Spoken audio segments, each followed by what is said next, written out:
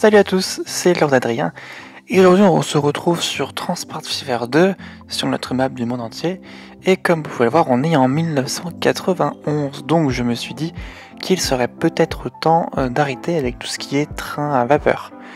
Donc c'est ce qu'on va faire dans cette vidéo, on va remplacer tous nos trains à vapeur, comme celui-ci, par des trains soit électriques, soit au diesel. Alors on va pas y avoir d'ordre particulier pour tout ce qu'on va faire. Je vais commencer par électrifier notre ligne qui va en Australie, parce que tous les trains qui étaient dessus étaient au charbon, et je vais pas m'embêter à tout remplacer par du diesel, je veux un peu d'électrique, donc voilà, j'ai mis toute la voie en électrique. C'était pas incroyablement long, et ça permettra d'avoir des trains électriques donc plus puissants et un peu plus sympas que les trains diesel.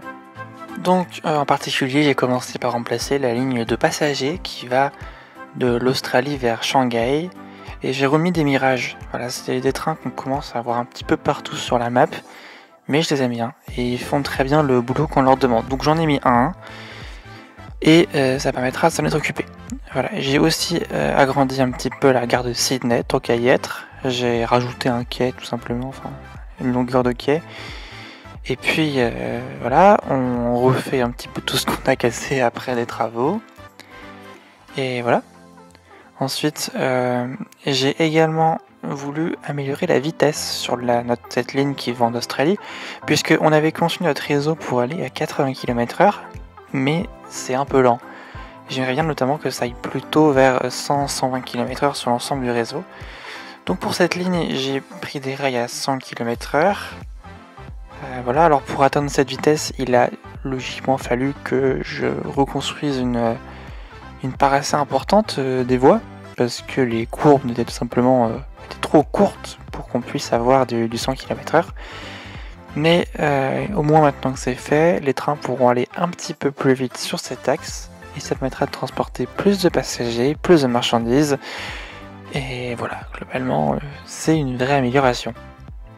Après, comme d'habitude, hein, c'est des travaux qui sont un peu lourds, donc faut pas oublier à la fin de bien remettre tous les signaux. Après, le type de signal, c'est purement esthétique, hein, c'est pas très important, mais l'important c'est qu'on ait bien des segments de voie et des tronçons qui soient de taille raisonnable. Et sur ce, pour pouvoir se débarrasser d'un des trains en charbon qui va en Australie, et je vais aussi passer mes gares de marchandises en électrique.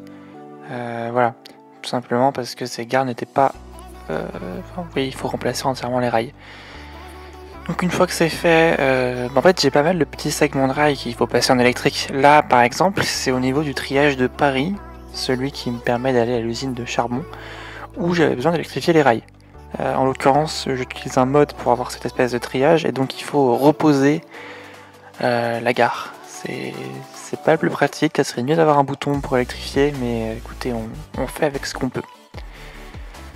Donc voilà, il a fallu électrifier ce triage au niveau de Paris, et on s'était occupé de l'électrification au niveau de l'Australie. Donc maintenant on a l'entièreté de cette ligne qui est électrifiée.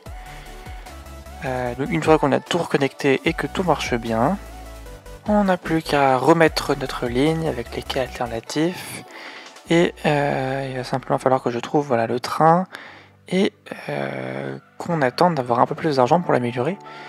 Alors je veux aussi que le train soit un peu plus long, donc en attendant que l'argent arrive, j'ai décidé de refaire ce petit terminal de fret au niveau de Sydney. Donc déjà ça a impliqué de rallonger les rails un petit peu, et donc de refaire la connexion routière des usines et de la gare routière vers la gare de train. Parce que j'ai plus le bâtiment à l'extrémité, qui était pratique pour la connexion au reste de la ville, mais qui me prenait trop de place. Donc voilà, j'ai essayé d'utiliser les routes pour faire passer le chemin et que ça se connecte tranquillement. Et puis après, il a fallu aussi relier l'usine. Donc pareil, vous mettez une entrée à ce niveau de la gare là où vous pouvez, et vous reliez le tout avec une route ou un chemin. C'est pas extrêmement important, et c'est pas grave si c'est pas très joli pour l'instant. Au pire, on peut refaire plus tard pour rendre le truc un peu plus joli, mais l'important c'est que pour l'instant ça soit fonctionnel. Donc maintenant qu'on s'est occupé de tout ça, il faut remplacer le train, mais là encore une fois j'ai pas assez d'argent.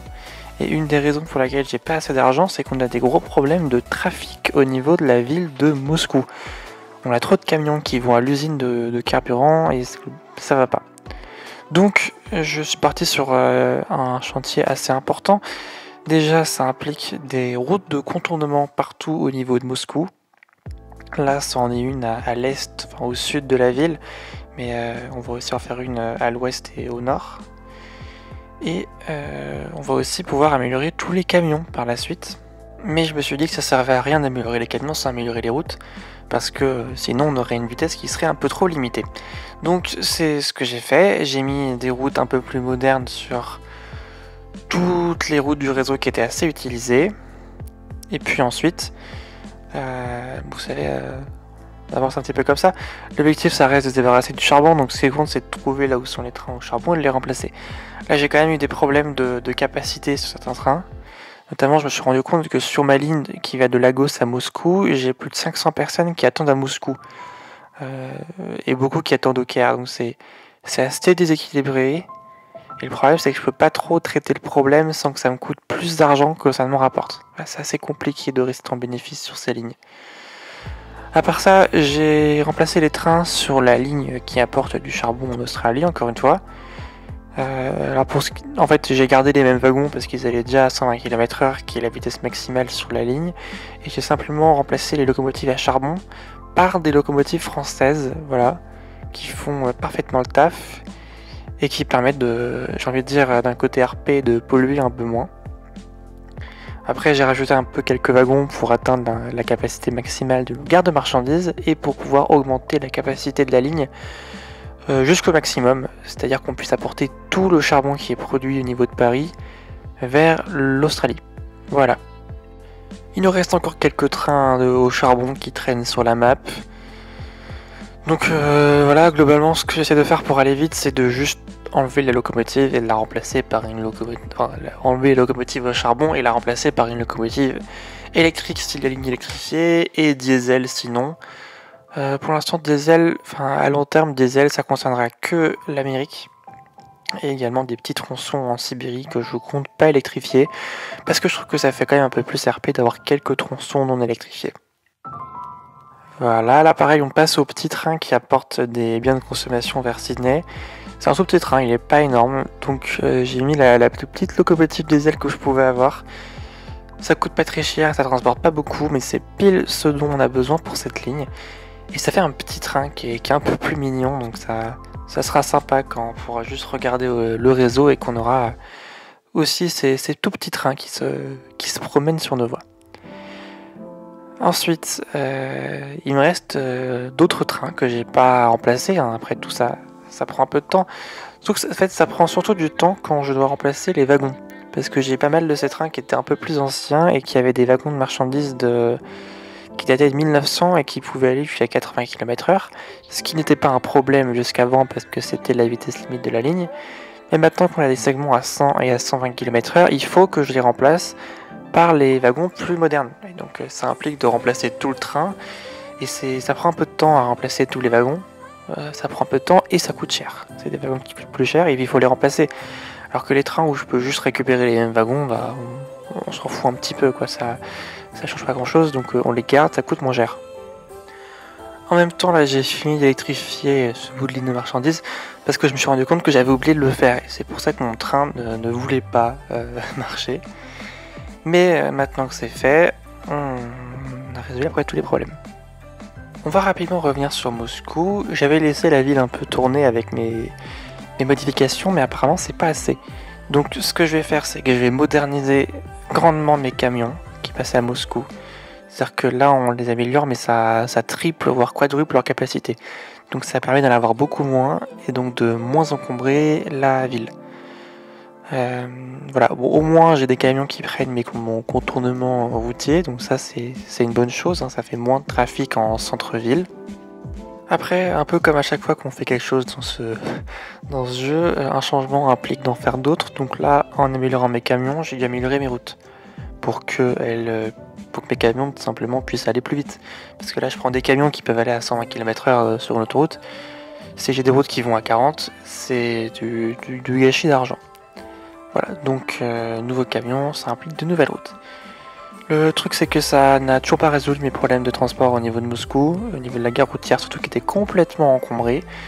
Donc j'ai cédé et j'ai complètement refait la gare routière. Voilà, donc j'en ai posé une nouvelle, j'ai allongé beaucoup les quais et j'ai rajouté d'autres entrées et sorties.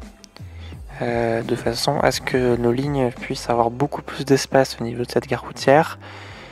Et voilà, parce que là vous pouvez voir le trafic autour dans les rues est catastrophique. Et c'est pas que la faute des camions, c'est aussi qu'on a beaucoup de personnes qui prennent la voiture pour faire le trajet entre les villes et qui passent par ces deux routes-là. Donc, d'ailleurs, ça me permet de spoiler un petit peu, ça implique qu'il va falloir faire des vraies autoroutes. On les fera bientôt. Pour l'instant, je pense que j'ai résolu le problème avec d'autres accès routiers et ça permettra à mes camions d'être un peu plus optimisés et ça permettra qu'on ne perde pas de temps ici parce que c'était vraiment un gros problème pour la productivité de mes lignes et donc pour leur rentabilité. On va continuer sur les travaux routiers au niveau de Moscou. Là, on va en enchaîner pas mal, hein. Préparez-vous et passez ça si vous voulez, hein. Il y a les timescopes en description. Mais donc déjà, j'ai amélioré les routes à l'intérieur de Moscou. Ensuite, je me suis débarrassé du gros passage à niveau qu'on avait au niveau de la gare de Moscou. Tout simplement, on avait énormément de véhicules qui devaient traverser les voies. Et en même temps, on a énormément de trains qui passaient. Donc ça s'arrêtait tout le temps, les véhicules étaient à moitié bloqués et ça bloque tout le reste de la ville. Donc j'ai construit un petit pont comme ça qui permet de faire le contournement. Et j'ai supprimé le passage à niveau. Voilà, c'est tout simple, il n'y a plus de problème, comme ça, on peut en être sûr. Ensuite j'ai continué mes contournements. Là j'ai fait le contournement au niveau de l'est de Moscou. Pas sûr qu'il soit très utile au début, mais encore une fois, c'est juste que de manière générale, il faut que nos véhicules puissent faire le tour de Moscou et non pas passer dedans. Donc c'est les travaux qui seront toujours utiles. Là ici on est sur le segment est-nord-est, puis le segment nord là encore. On prend une route de campagne pour le faire parce que c'est plus approprié, mais ce que je veux c'est que nos véhicules aient un chemin alternatif pour faire le tour de Moscou. Donc là l'idée c'est qu'on passe un peu par la colline, mais ça permet de rester hors de la ville et donc là le projet en quelque sorte c'est de relier la zone industrielle du nord de Moscou avec tout ce qui est en Sibérie à l'est. Ensuite, c'est presque fini promis, mais il nous reste encore un train à améliorer en Australie. Donc c'est pareil, hein, il me semble que c'est le train de plastique, c'est pareil, on remplace la locomotive et les wagons. Et une fois que c'est fait, on laisse le tourner tranquillement. Et on va s'attaquer au dernier mini chantier, la modernisation de nos trains en Amérique. Surtout là, cette ligne qui fait de Rio à Los Angeles, j'ai mis ces petites unités simples là de train, c'est quand même plus sympa. En tout cas, moi je vous laisse là avec cette vidéo. Je vous retrouve dans la prochaine, je vous remercie d'avoir regardé encore une fois, n'hésitez pas à liker, à vous abonner, et sur ce, à plus.